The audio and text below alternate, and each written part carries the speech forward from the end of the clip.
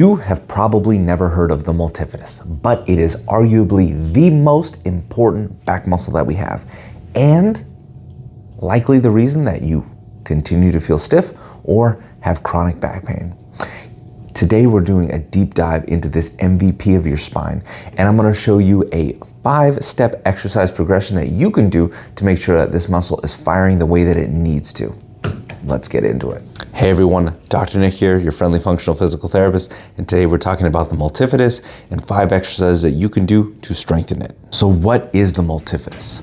The multifidus is our deepest spine stabilizer, running from our sacrum all the way up to our cervical spine. It's oriented in such a way that it runs from the transverse process of one vertebrae to the spinous process of the vertebrae every 2 to 4 levels above it, so forming this diagonal pattern up the entire length of our spine on both sides. It's composed of both type 1, which are slow twitch muscle fibers. Those are great for endurance. They help maintain our upright posture for an extended period of time. And type 2 muscle fibers, which are great for quick explosive movements and really settle into the multifidus's role as a reactive stabilizer. So the multifidus's main role is segmental stabilization, and that's why it has those fast twitch fibers, because it can be a reactive stabilizer.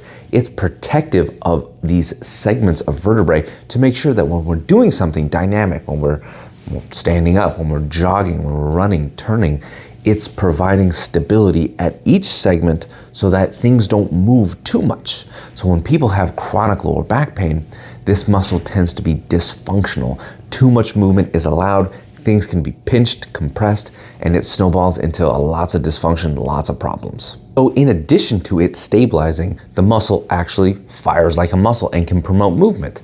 If both sides fire together, it's going to promote extension of the spine. If one side is firing, say this, well, technically left side, anatomical left on the right. So if this side is firing, it can promote side bending to that side or rotation to the opposite side. Well, that's all fine and dandy, but how do we fire it? I'm glad you asked, random person. Let's do it.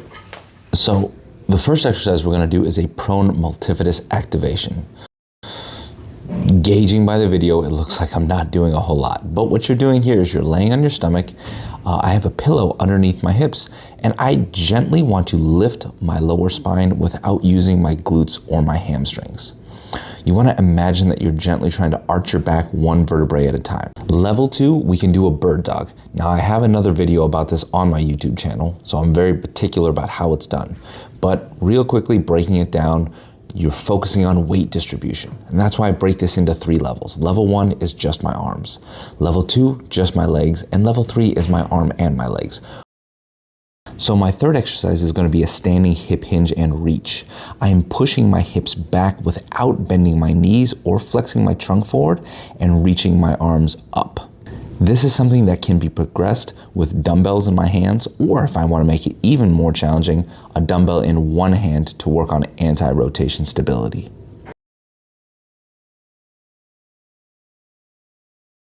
Exercise number 4 is going to be a suitcase carry. I'm having a light to moderately heavy dumbbell in one arm, and I'm just focusing on walking. The whole goal here is to not allow myself to lean in one direction, shift my hips. I kind of want to be walking as robotic and stoic as I can without moving. That's going to get that multifidus to fire. And the last exercise we're going to talk about, level 5, is a single leg deadlift. I'm going to put a dumbbell or a kettlebell in one hand, and I'm going to work on hip hinging and flexing my trunk forward to get that multifidus to elongate completely, and then I'm going to come upright again. It's important to note that all of my weight is shifted onto that front leg, and the back toe is just touching the ground. You want to work on not allowing your body to rotate and to stay stable throughout the entire motion.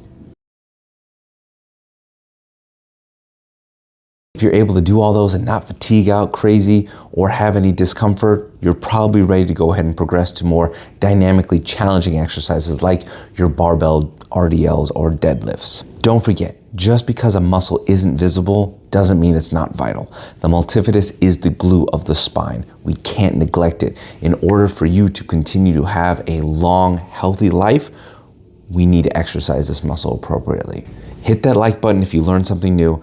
Drop a comment if you have any questions about this or anything else, and make sure you subscribe for more PT-related content. As always, this is Dr. Nick, your friendly functional physical therapist, saying stay active, stay healthy, and hopefully I don't have to see you.